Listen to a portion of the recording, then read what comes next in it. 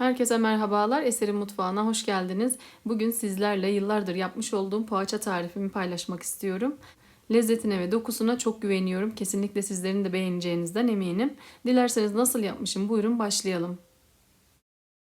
Yoğurma kabımın içerisine 2 su bardağı ılık süt, 1 tatlı kaşığı tuz, 3 yemek kaşığı şeker, 1 paket kuru maya ekliyorum ve şeker eriyinceye kadar güzelce karıştırıyorum.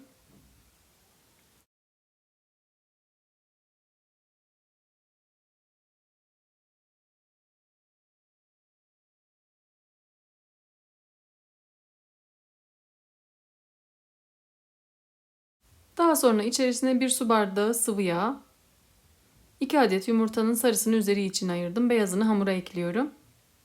Sıvı malzemelerimi iyice karıştırıyorum. Malzemeleri iyice karıştırdıktan sonra un ekliyorum. Unun bir kısmını ekleyip spatula ile şöyle bir karıştırıyorum. Unu birden eklemiyorum. Azar azar ilave ediyorum ki kıvamımız yumuşak, güzel bir kıvama gelsin. Kanalıma ilk defa gelen arkadaşlar kanalıma abone olup destek verirlerse sevinirim.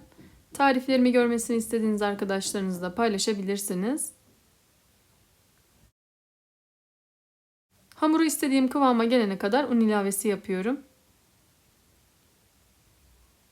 Undan bir miktar daha ekledikten sonra artık spatulayı çıkarıyorum ve elle yoğurma işlemine geçiyorum. Toplamda 2-3 dakika boyunca homojen bir kıvam alana kadar hamuru yoğuruyorum. Toplamda bu tarif için 6 su bardağı un kullandım. Un miktarı markaya göre değişiklik gösterebilir.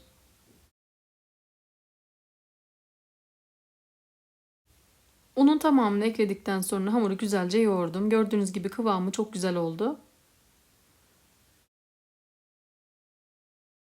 Üzerini kapatıyorum ve oda ısısında 40 dakika mayalanmaya bırakıyorum. 40 dakikanın sonunda hamurumuz çok güzel mayalandı. Hamurun şöyle bir öncelikle havasını alıyorum.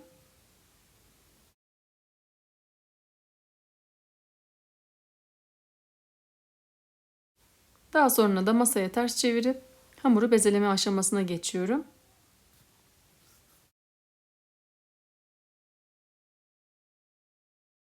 Hamuru şöyle önce bir büyük bir rulo haline getiriyorum. Daha sonra da 6 eşit parçaya ayırıyorum.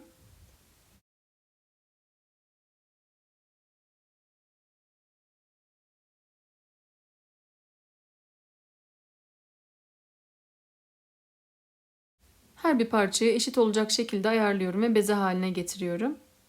Hamurumuzun kıvamı çok güzel, yumuşacık bir kıvamı var.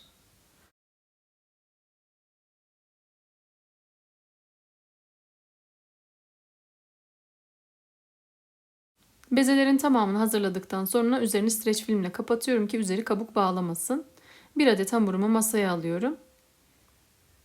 Hamuru büyütürken herhangi bir unlama ve yağlama işlemi yapmamıza gerek yok. Merdane yardımıyla pasta tabağı büyüklüğünde açıyorum. Daha sonra da hamuru ruletle ortadan ikiye ayırıyorum. Ve her bir parçanın uç kısımlarına çizgi çekiyorum. Aynı işlemi bıçakla da yapabilirsiniz. İç harç olarak beyaz peynir kullanıyorum. Hamurun kesmemiş olduğum bölümüne peynir yerleştiriyorum.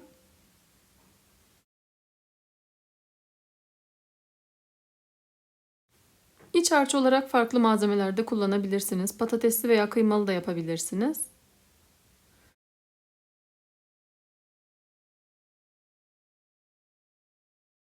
Peyniri yerleştirdikten sonra hamuru kapatmaya başlıyorum. İlk kapatmadan sonra iyice sıkıştırıyorum ki peynirim pişerken akmasın. Daha sonra da rahat bir şekilde rulo haline getiriyorum.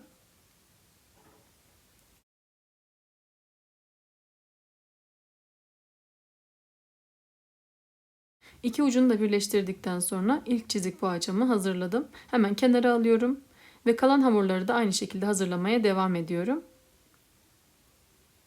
Tüm tariflerim gibi bu tarifimde de kullanmış olduğum malzeme listesini açıklama bölümüne ekliyorum.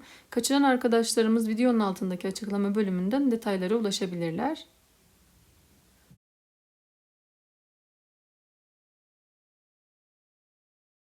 Yapımı oldukça keyifli ve çok lezzetli bir poğaça. Sizin de favori poğaçanız olacağından eminim.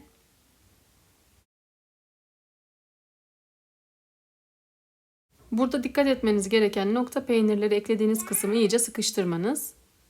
Aksi halde pişerken peynirleriniz akacaktır.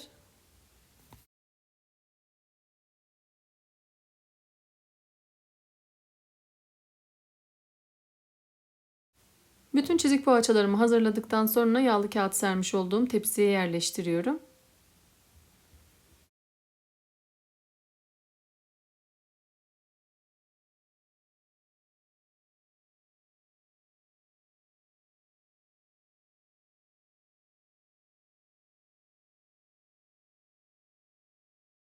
Poğaçaların üzerini kapatıyorum ve 30 dakika mayalanması için bekletiyorum.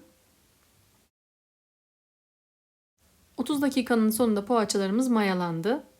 Üzerleri için ayırmış olduğum 2 adet yumurta sarısını güzelce çırpıyorum ve poğaçaların her tarafına gelecek şekilde sürüyorum.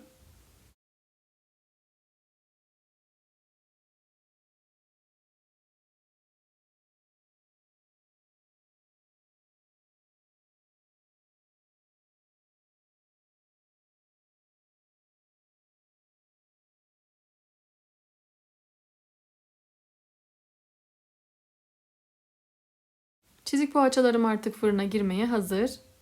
190 derecede önceden ısıtılmış alt üst ayar fırında pişirmeye gönderiyorum. Çizik poğaçalarım fırından çıktı. Toplamda benim fırınımda 30 dakikada pişti. Her fırın farklı olduğundan pişirme süresi değişiklik gösterebilir. Poğaçalarım ılıdıktan sonra sizlere şöyle dokusunu yakından göstermek istiyorum. Çok güzel şekilde pembeleşti. Altı da üstü de harika oldu. Şimdiye kadar yaptığınız poğaçaların en iyisi olabilir. Kesinlikle denemeden geçmeyin. Muhteşem bir poğaça oldu. Gördüğünüz gibi yumuşacık, sünger gibi bir dokusu var. Hamurun lezzeti de harika oldu. Sizlerin de favori poğaçası olacağından eminim. Deneyecek olan arkadaşlar yorumlar kısmında düşüncelerini benimle paylaşabilirler. Deneyecek olan herkese şimdiden afiyet olsun. Bugünlükte bir tarifimin daha sonuna geldim. Umarım çok beğendiğiniz bir lezzet olmuştur. Tarifimi beğendiyseniz beğenmeyi, kanalıma hala abone değilseniz abone olmayı unutmayın lütfen. Tariflerimi görmesini istediğiniz arkadaşlarınızla paylaşabilirsiniz. Bildirim zilini aktifleştirerek paylaşımlarımdan anında haberdar olabilirsiniz. Farklı ve lezzetli tariflerde görüşmek üzere. Kendinize çok iyi bakın. Hoşça kalın.